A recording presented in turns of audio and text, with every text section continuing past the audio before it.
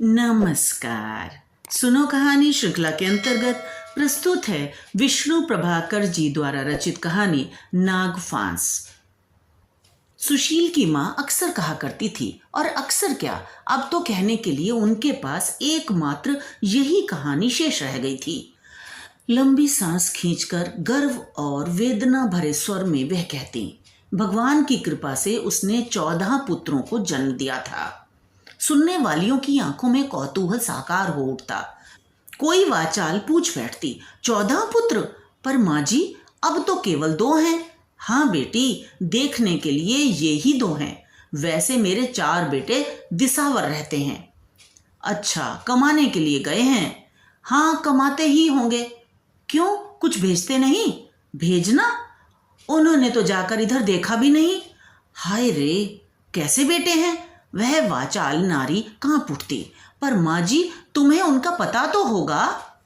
सुशील की माँ उसी सहज वेदना भरे स्वर में बोली, पता बताया ही नहीं तो कैसे जान सकती हूँ? वे चारों तो ऐसे गए कि जैसे थे ही नहीं। शेष राम को प्यारे हुए। ओह, क्या बताऊं बेटी, ये 2 बचे हैं। कुशल का स्वभाव भी ऐसा ही था।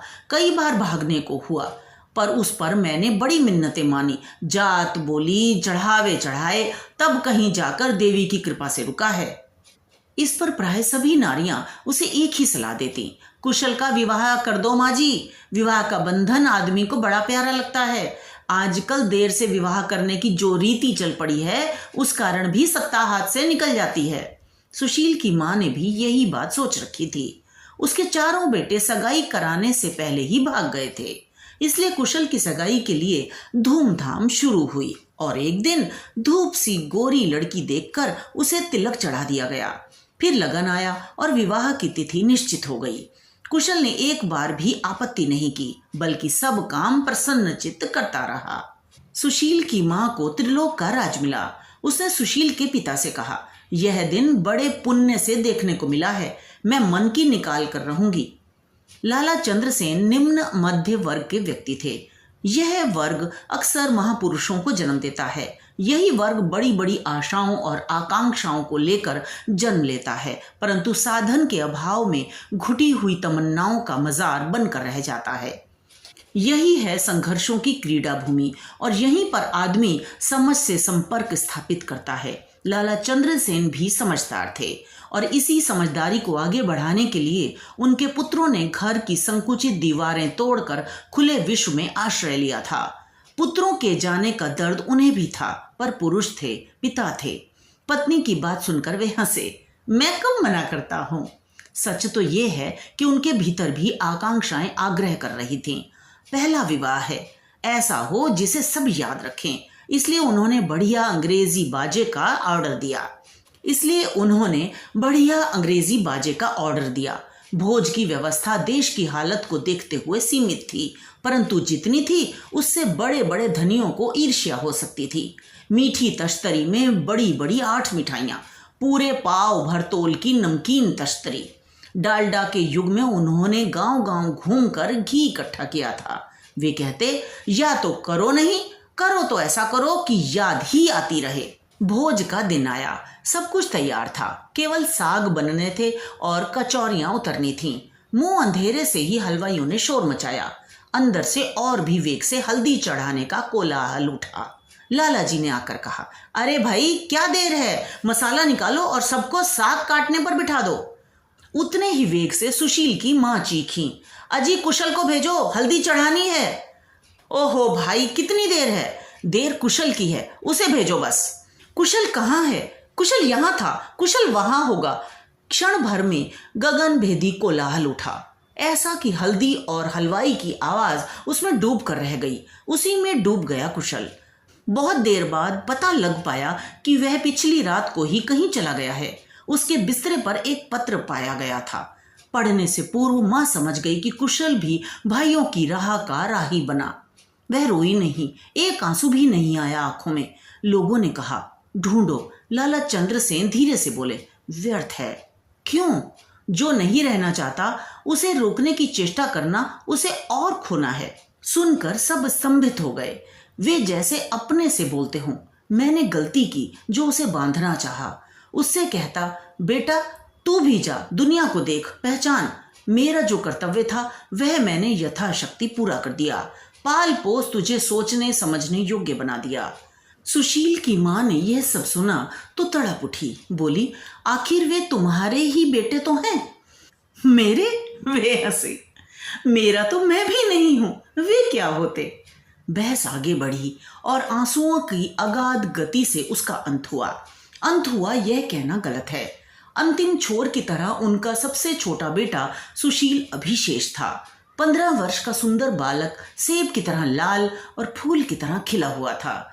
उसकी हंसी में सुगंध था, पर बड़े भाई के तिलक के दिन उसे जो ज्वर चढ़ा था वह उतरने से बराबर इनकार कर रहा था। विवाह में लगे हुए परिवार में उसे कोई बहुत महत्व नहीं दिया गया, पर अब जब हल्दी और हलवाई की बात फैलकर मिट गई तो माँ ने सुशील की पट्टी का सहारा लिया। देखा, संध्या होते होते उसका सेब सा लाल मुख अंगार सा दहक उठा है, आंखें मुंदी जाती हैं। तब पछाड़ खाकर माँ ने डॉक्टर का दामन पकड़ा। डॉक्टर, मेरा सब कुछ ले लो, पर इसे बचा दो। सांत्वना भरे स्वर में डॉक्टर बोला, घबराइए नहीं, बुखार है, वक्त पर उतरेगा। उतर जाएगा? पागल सी माँ ने पूछा। हाँ हाँ, कब? यही 7-8 दिन में। लेकिन 8 क्या, 28 दिन बीत जाने पर भी बुखार ने जाने का नाम नहीं लिया। एक बार बीच में लगा सा था कि बुखार टूट चला है, पर तीसरे दिन ही उसने दूने वेग से आक्रमण कर दिया। माँ रोते रोते संज्ञाहीन सी हो गई। डॉक्टर मनुष्य था, उसने माँ की करुणा को समझा। बोला, माँ, यह बुखार 71 दिन तक चलता रह सकता है, इसकी दवा कुछ नहीं होती, रोगी केवल देखभाल से ही ठीक होता है। माँ ने कहा, आप जैसे कहते हैं वैसे ही मैं करती हूँ। ठीक है, अभी और करते जाइए, आजकल में बुखार टूटने ही वाला है। प्रसन्न रहिए और रोगी को प्रसन्न रखिए। जानता हूँ कि यह कठिन है, पर यह भी जानता हूँ कि बेटे के लिए आप सब कुछ कर सकती हैं। 4-5 दिन की बात है। डॉक्टर ने ठीक कहा था। 5वें दिन बुखार टूट गया। सुशील जितना शरीर से स्वस्थ था, मन से भी उतना ही दृढ़ था। रंग लौटते देर न लगी। माँ का मन खिलखिलाया। पिता की चिंता भी कम हुई। सुशील ने बीमारी में ही पिता से प्रतिज्ञा करवा ली थी कि स्वस्थ हो जाने पर उसे कॉलेज भेजेंगे। सो अच्छा होते होते एक दिन उसने कहा, पिताजी, कॉलेज खुलने को 1 सप्ताह रह गया है, मेरी फीस भेज दो ना। पिता ने जवाब दिया, कल शहर जाकर मैं सब ठीक कराऊंगा। तब माँ ने धीरे से इतना ही कहा, बेटा, पहले ठीक तो हो जा, फिर जाने की बात सोचना। सुशील मुस्कुराया। माँ, तुम सदा शंका करती रहती हो, मैं अब बिल्कुल ठीक हूँ। देखना, अगले सप्ताह कॉलेज जाऊंगा, डॉक्टर से पूछ देखो। डॉक्टर ने हंसते हुए उसका अनुमोदन किया। हाँ हाँ, तुम बिल्कुल ठीक होकर 1 सप्ताह में शहर जा सकोगे, परंतु भोजन का विशेष ध्यान रखना होगा। जी, मैं वही खाता हूँ जो आप बताते हैं। तुम सचमुच एक आदर्श रोगी हो, तभी तो बार बार रोग को पछाड़कर अच्छे हो जाते हो। हाँ, कल मैं तुम्हारे लिए टॉनिक लाऊंगा। यह कहकर डॉक्टर उठे, फिर एकाएक बोले, पर सुशील, भगवान के लिए अब बुखार को न्योता न दे बैठना, समझे? शरीर के शत्रु से ऐसी मित्रता ठीक नहीं है। बात हंसाने के लिए कही गई थी, सब हंस पड़े।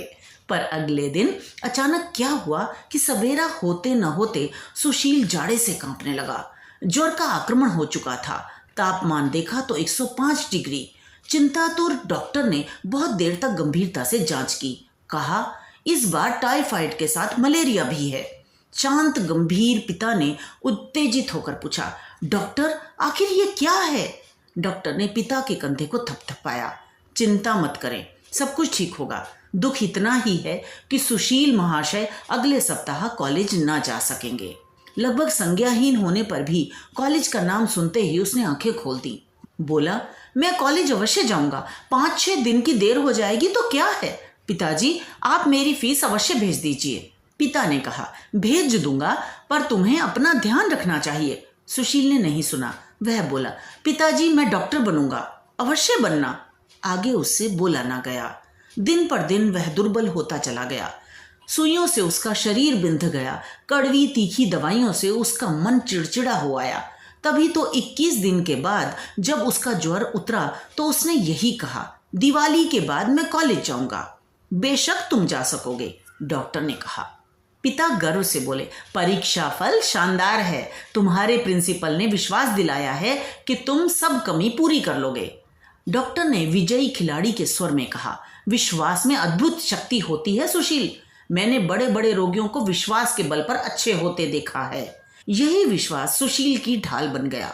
वह जिस तेजी से स्वास्थ्य लाभ कर रहा था उसे देखे बिना विश्वास नहीं हो सकता था। बस हर समय यही रट लगी रहती थी, मैं कॉलेज जाऊंगा, मैं डॉक्टर बनूंगा। माँ कहती, डॉक्टर बनकर तू कहाँ जाएगा? यहीं रहूंगा माँ। इसी कस्बे में? हाँ माँ, पास में बहुत गांव हैं। उनकी सेहत की देखभाल करना हमारा फर्ज है। उनकी सेहत ठीक न रहेगी तो देश की उन्नति कैसे होगी? माँ सहसा कांप कर बोल उठती, देश की चिंता करने से पहले अपने को तो देख। सुशील मुस्कुराता, मैं ही देश हूँ माँ। माँ अचकचाती, चौंकती, आखिर तुम ये बातें कहाँ से सीखते हो? तुमसे? मुझसे? हाँ, तुम माँ हो, तुमने ही तो हमारा निर्माण किया है। तब माँ हर्ष से फूलती, चिंता से दुबलाती। देर तक एकांत में बैठकर सोचती, ये मेरे बेटे हैं, इनमें मेरा रक्त है, पर मुझे तो ये बातें आती ही नहीं। फिर मुझसे ये कैसे सीखते हैं? सीखते हैं तो मुझे छोड़कर क्यों चले जाते हैं? क्या सुशील भी चला जाएगा? क्या सुशील भी? सुशील जो मेरी आखिरी संतान है, मेरी आखिरी आशा है। वह कांपी, सिहर सिहर उठी। तभी किसी ने जैसे कहीं भीतर से पुकारा, सुशील में एक अंतर है, वह सोचता नहीं बोलता है। हाँ, वह सोचता नहीं बोलता है, पर बोलता तो वैसी ही बातें हैं, देश, आदमी, कर्तव्य और न जाने क्या क्या। उस रात वह देर तक यही दीवा स्वप्न देखती रही। सवेरे उठी तो देखा सुशील चादर ताने लेटा है। पुकारा, सुशील। सुशील नहीं बोला। सशंक आकर उसने चादर के भीतर हाथ डाला, जैसे अंगार से छू गया हो। वह कांप कर पीछे हट गई और भर्राए स्वर में कहा, सुशील, सुशील। सुशील चौंक कर क्षीण स्वर में बोला, क्या है? कैसा जी है बेटा? शरीर जल रहा है, छाती में दर्द है। रात शीत लगी थी। छाती में दर्द? माँ पागल सी उसके पिता के पास दौड़ी। देखिए तो, सुशील को खूब बुखार चढ़ा है, छाती में दर्द है। जैसे वज्र गिरा हो, पिता एकदम बोले, क्या? बुखार? बुखार किसको है? माँ ने किंचित तेज होकर कहा, जल्दी जाकर डॉक्टर को बुलाओ। सुशील की छाती में दर्द है और बुखार भी तेज है। डॉक्टर आया। खूब जांच पड़ताल के बाद उसने कहा, निमोनिया है। निमोनिया? पिता स्तब्ध रह गए। निमोनिया? माँ को जैसे विश्वास नहीं आया। फिर कई क्षण कोई किसी से नहीं बोला। आखिर डॉक्टर ने शिकायत के स्वर में कहा, मैं कहता हूँ, क्या आप इसका बिल्कुल ध्यान नहीं रखते? इसे सर्दी लगी है। रुंधे स्वर में माँ ने उत्तर दिया, डॉक्टर, रात को बार बार उठकर मैं उसे कपड़ा उड़ाती हूँ। दवा कौन देता है? मैं देती हूँ, ठीक समय पर। आप सुशील से पूछ लीजिए। डॉक्टर ने दोनों हाथ हवा में हिलाए कहा, कुछ समझ में नहीं आता। जैसे ही रोगी स्वास्थ्य लाभ करता है, रोग उसे फिर आ दबोचता है। अच्छा, मैं पेंसिलिन की सुइयां लगाता हूँ। कई दिन तक डॉक्टर हर 4 घंटे के बाद सुइयां लगाता रहा। उन दिनों बेहोश सी माँ ने न जाने कितनी निद्राहीन रातें बेटे के बिस्तर के पास बैठकर काटी। ऐसी देखभाल की कि सब अश अश कर उठे। पड़ोसियों ने कहा, माँ ऐसा ना करेगी तो और कौन करेगा? और फिर वह माँ जिसके बेटे एक के बाद एक उसे छोड़कर चले गए हों। हाँ जी, वह जान भी दे दे तो थोड़ी है उसके लिए। जान ही तो वह दे रही है। बेचारी ने पिछले जन्म में ना जाने क्या पाप किए थे। पाप क्या जी, आजकल की तो औलाद ही निराली है। कहते हैं बेटा माँ बाप का नहीं होता, देश का होता है। हाँ जी, यही बात है। भला कोई पूछे उनसे, तुम्हें पाल पोस कर किसने बड़ा किया है, देश ने या माँ ने? तुम्हारे गूमूत किसने उठाए हैं, देश ने या माँ ने? उनमें कुछ युवतियां भी थी। एक युवती शहर में रहकर पढ़ी थी। वह बोली, और तो मैं कुछ नहीं जानती, पर आदमी होता देश के लिए ही है, जैसे यह युद्ध को चुनौती थी। फिर तो घंटों क्या दिनों यही चर्चा घर घर और गली गली का विषय बनी रही। यहाँ तक कि सुशील फिर अच्छा होने लगा, पर देश और आदमी के रिश्ते का कोई निर्णय नहीं हो सका। आखिर डॉक्टर ने एक दिन सुशील के पिता को बुलाकर कहा, इस बार सुशील की देखभाल विशेष रूप से करनी होगी। यदि अब रोग ने आक्रमण कर दिया तो। डॉक्टर ने जानबूझकर वाक्य पूरा नहीं किया। लाला चंद्रसेन बोले, जानता हूं डॉक्टर, जानता हूं। यही समय है जब रोग आक्रमण करता है। जी, हमने पूरी तैयारी कर रखी है। बारी बारी से रात को जागने का प्रोग्राम है। उसकी एक ममेरी बहन को भी बुला भेजा है। क्षण भर डॉक्टर शून्य में दृष्टिपात करके बोला, 2-4 दिन मैं भी रहना चाहूंगा। आप? हाँ, मैं। करुण स्वर में लाला चंद्रसेन बोले, डॉक्टर, आपने क्या नहीं किया। आपकी कृपा से ही सुशील बार बार मौत के मुंह में जाकर लौटा है। आप अब। डॉक्टर ने टोक दिया, मैं रोगी का अध्ययन करना चाहता हूं। जी, और वह भी कुछ दूर से। आपका मतलब यह है कि मैं आपके कमरे में रहकर सुशील की देखभाल करूंगा। और हाँ, यह बात किसी से कहिए नहीं, माँ से भी नहीं। लाला जी का सिर चकरा उठा, पर गर्व भी कम नहीं हुआ। घर आकर यह बात वे सुशील की माँ से कहते कहते तनिक ही बचे। आज डॉक्टर कहते थे। इतना कहकर जैसे उन्हें होश आया, चुप हो गए। सुशील की माँ बोली, डॉक्टर क्या कहते थे? यही, उन्होंने कुछ याद करते हुए कहा कि मैं आज गांव जा रहा हूँ, सुशील को लौटकर रात के समय देखूंगा। फिर करुण स्वर में बोले, कितना भला डॉक्टर है। भगवान का रूप है, माँ ने गदगद स्वर में कहा। हमें तो वही जिला रहा है। उसने यह बात सच्चे मन से कही थी। दोनों पति पत्नी तब देर तक भले आदमियों की चर्चा करते रहे। फिर दिन बीत गया। थके हुए जीवन को सहलाने के लिए रात आ पहुंची। अंधकार में दृष्टि नहीं है, पर शांति अवश्य है। उसी शांत वातावरण में डॉक्टर आए। सुशील को गुदगुदाया, हंसाया, दवा बताई और लौट गए, परंतु अपने घर नहीं, पास के कमरे में। लाला चंद्रसेन वहीं रहे, माँ भी वहीं थी। सुशील को नींद आ गई। माँ ने लैंप बुझा दिया। दीवा जलता रहा।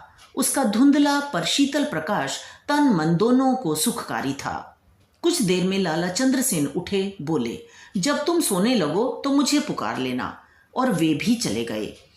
धीरे धीरे चारों ओर शांति छा गई। सुशील के पास बैठी माँ की पलकें भारी हुईं और फिर झुक गईं, पर डॉक्टर की आंखों में नींद नहीं थी। वे कभी कुर्सी पर बैठे रहते, कभी टहलते, कभी धीरे से खिड़की में से देख लेते। लाला जी उत्सुक उत्तेजित उन्हें देखते और पूछ बैठते, डॉक्टर कोई बात देखी? डॉक्टर मुस्कुराता, आप चिंता ना करें। और फिर सन्नाटा, किसी के खखारने और चलने का शब्द, दूर कहीं गीदड़ों की हूं हाँ, और फिर मौन। डॉक्टर की धीमी पदचाप, फिर एकाएक कहीं कुत्तों की भौं भौं। दीवार की घड़ी ने 2 बजा दिए। तभी सहसा डॉक्टर चौंके। उन्होंने धीरे से लाला जी को जगाया। हाँ, बोलिए नहीं, चुपचाप मेरे पीछे खिड़की के पास चले आइए। क्या है? आ जाइए चुपचाप। दोनों ने हतप्रभ देखा। धुंधले प्रकाश में एक मूर्ति धीरे धीरे सुशील की खाट के पास पहुंची है। उसने कई क्षण चुपचाप सुशील के मुख को देखा, फिर चूमा, फिर धीरे धीरे कांपते हाथों से चादर उतार दी। सुशील एक बार खांसा, फिर पैरों को पैंट में समेट लिया। छाया मूर्ति पीछे हटी। मेज पर दवा की शीशी रखी थी, उसे उठाया और उसे चिलमची में फेंक दिया। चित्र लिखित सा डॉक्टर बोला, देखा? चंद्रसेन तड़पे, डॉक्टर, यह तो सुशील की माँ है। हाँ, आइए। डॉक्टर, मैं आइए। डॉक्टर ने आगे बढ़कर सहज भाव से किवाड़ खोले और सुशील के कमरे में चले आए। छाया मूर्ति ने सहसा मुड़कर देखा। उसके मुख से एक चीख निकली, आप। और वह तीव्र वेग से कांपती हुई पीछे हटती गई, कांपती गई और फिर लड़खड़ाकर गिर पड़ी। लाला चंद्रसेन उधर दौड़े। इधर डॉक्टर ने सबसे पहले खिड़की बंद की, फिर सुशील को कपड़ा उड़ाया। तब सुशील की माँ की ओर झुके। वह बेहोशी में बड़बड़ा रही थी, सुशील अच्छा हो रहा है, वह कॉलेज जाएगा, डॉक्टर बनेगा और फिर नहीं लौटेगा। उसके भाई भी नहीं लौटे थे। नहीं, वह शहर नहीं जा सकता, वह मुझे नहीं छोड़ सकता। डॉक्टर ने सुना, पिता ने सुना। दोनों ने एक दूसरे को देखा। पिता सिर से पैर तक सिहर उठे। मुंह से इतना ही निकला, डॉक्टर। डॉक्टर ने गंभीर स्वर में कहा, मुझे यही डर था। माँ का स्नेह पुत्र का काल बना हुआ है डॉक्टर। सहसा डॉक्टर का स्वर कठोर हो उठा। उन्होंने कहा, स्नेह नहीं, यह मनुष्य का स्वार्थ है जो प्रति क्षण मनुष्यता की हत्या करता रहता है। पिता ने इस बार कोई उत्तर नहीं दिया। माँ का स्वर निरंतर शिथिल हो रहा था, इतना कि मात्र फुसफुसाहट शेष रही थी और सुशील सो रहा था, शांत, निर्द्वंद्व। तो ये तो थी कहानी। मुझे आशा है आपको आनंद आया होगा। इसी तरह हमारे साथ जुड़े रहिए। तो मिलते हैं अगली कहानी में। धन्यवाद।